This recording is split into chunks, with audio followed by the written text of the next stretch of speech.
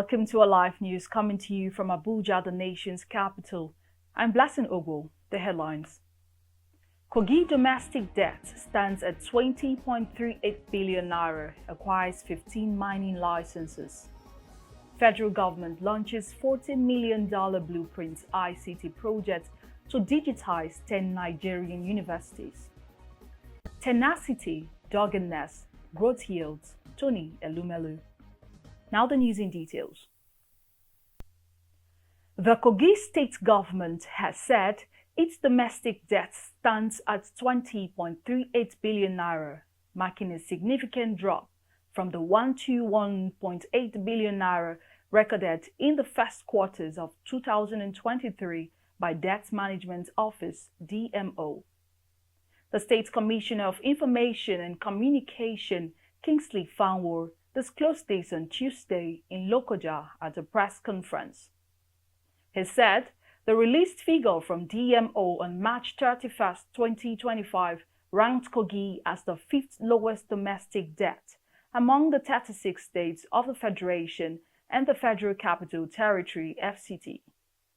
This reflects a remarkable debt reduction of over 710.143 billion naira in just over one fiscal quarter, he said. The State Commissioner for Finance, Budget and Economic Planning, Asiwaju Asiru Idris, said the success was due to aggressive implementation of global best practices in financial management, including prudent borrowing, enhanced revenue performance, and strategic expenditure control. The federal government of Nigeria has launched the Blueprint ICT Development Project, a $40 million initiative aimed at transforming the country's tertiary education system through digital infrastructure and innovation. The project was announced on Tuesday in Abuja and will be implemented across 10 federal universities nationwide. Minister of Education Dr. Tunji Alause said the project reflects a renewed national focus on digital transformation, inclusive education, and human capital development. The project brings about strategic investment in the future of Nigerian education. It's about building smart campuses, empowering smart people, and nurturing smart ideas, Alause said. He noted that the initiative aligns with President Bola Tinubu's Renewed Hope agenda and is expected to serve as a model for innovation and international partnership in higher education. According to Alause, he added that the initiative will promote teacher training, improve education data systems, and integrate technical and vocational education training (TVET) across university curriculum to support skill-based learning. The financial investor and chairperson of the United Bank for Africa, Tony Elumelu, has commended Mr. President on the tenacity and doggedness of his administration, urging every Nigerian to understand the process of transformation. He commended the President on the road construction and other database improvement. What keeps people in life is a good today, but the hope and aspirations for a greater tomorrow, he added. Either as an investor in financial services, as an investor in the wider economy, the impact of fuel subsidy, also and the impact of FX, different markets, different rates, was telling on all of us. But it's been done, and that courage is truly worthy. What we need to now do is to sustain it, because in transformation, you don't start and stop. Because, transformation initially comes something, but if you stay the course and you carry everyone along and explain to people why we're going through the phase and what is going to happen at the end of the day, I think they will understand. And to that extent, when I see things like the road project from Lagos to Calabar, Akwa Ibom, when I see like from Badagry to Sokoto plan, linking up the entire country, I'm encouraged that better days ahead, and which is what is important. What keeps people going in life is a good today, but the hope and aspiration that tomorrow will be better than today. We need social safety nets, to help cushion the impact of some of the, I call it temporary pains that we're going through, because it's not just pain for the sake of it, it's pain for a better tomorrow. So we need some social, and I think it's happening, which is very desirable, welcomed, and encouraged.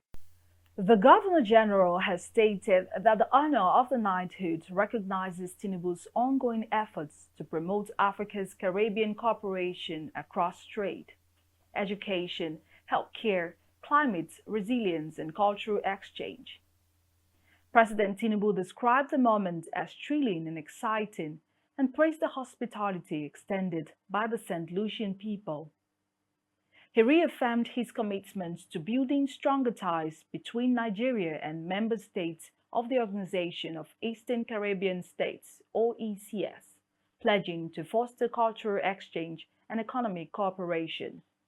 The Lagos State government has warned that from Tuesday, July 1, 2025, any shop, market, or outlet found storing, selling, or distributing styrofoam packs, plastic straws, lightweight nylon bags, or disposable cutlery will be sealed.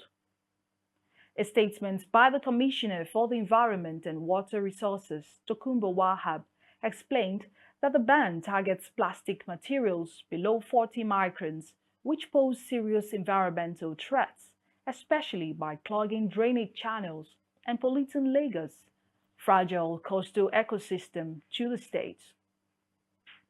According to him, the government decided to ban styrofoam and other harmful plastics for the safety and well-being of Lagos residents and would not compromise on its environmental responsibility. Speaking at the Ijaw Youth President's rejecting single-term condition, the Ijaw Youth President Alaye has said the dividends of democracy for Rivers people to choose Fubara is left for them to check his performances. Fubara has the constitutional right to seek re-election and also revote for the president or for the next position if need be. Nyesom Wike intersettling for a single term would not be permitted as a condition for his suspension to be lifted by President Bola Tinubu. President Bola Tinubu has stressed that the functional capacity of capital city is the foundation upon which a functioning nation is built. Tinubu said the ongoing infrastructure development across the Federal Capital Territory, FCT, was a testament to his administration's commitment to building an inclusive and thriving Nigeria. The president inaugurated connector road CN8 at Sokwo-Okanwe and other connecting roads in Dakibiyu district, Abuja. He assured that the dividends of the road project were immediate and enduring. He said nothing could be a louder proof of the seriousness of a government than the decision to modernize its cities. And on the bandit warlord, Kachala Yellow Don Bokolo, one of the Nigeria's most feared bandit leaders and a close ally and cousin to the infamous bandit kingpin Bello Tuji, was killed on June 29, 2025, following injuries he sustained during a joint security operation in rural parts of Shinkafi in Zamfara State. Dan Bokolo was killed alongside 6 bandit commanders and 182 gang members in a shootout that lasted 4 hours. The operation was reportedly backed by intelligence and marks a significant milestone in the country's war against banditry in the northwest.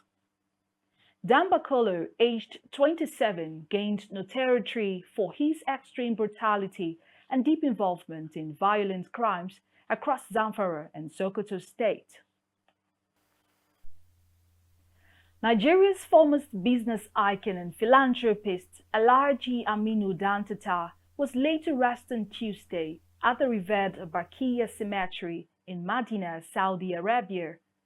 in a deeply moving ceremony attended by top Nigerian dignitaries, religious leaders, and members of the Nigerian community in the kingdom. A high-level delegation led by the governor of Kano State, Abba Yusuf, and his Jigawa State counterpart, Governor Umar Namadi, joined thousands of mourners for the Janaza funeral prayer held at the Holy Mosque. Also present were the Emir of Kano, Khalifa Muhammadu Sanusi II, the Deputy Governor of Katsina State, and a host of federal ministers and former governors. Sekou Girassi has scored 2 early goals as Borussia Dortmund held on to defeat Monterrey 2-1 on Tuesday night in Atlanta to reach the FIFA Club World Cup quarter-finals. Karim Adeyemi assisted both goals to bring Girassi's tournament total to 3. Herman Beterame scored his start of the competition early in the second half for Monterrey, which gave the German opponents some navy moments, including Sergio Ramos' headers early in stoppage time of top corner. Dortmund has become the 5th and final European side to reach the last 8 and the second from Germany along with Bayern Munich. And on the foreign scene, Qantas is investigating a major cyber attack after hackers accessed a system holding personal data belonging to 6 million customers. Australia's flagship airline has said Qantas took immediate steps to secure its systems after detecting unusual activity on the third-party platform. The affected data includes customers' names, email addresses, phone numbers, birth dates, and frequent flyer numbers, but not credit card details, personal financial information, or passport details, according to the airline. The data breach comes as Qantas is working to rebuild its reputation following a series of controversies during the COVID-19 pandemic, including revelations that it sold tickets for thousands of cancelled flights and lobbied against a bid by Qatar Airways to operate more flights to Europe. For more news, follow us on all social media platforms and live television. We've come to the end of the news. Thank you for listening. This is Alive News. My name is Blessing Ogwo.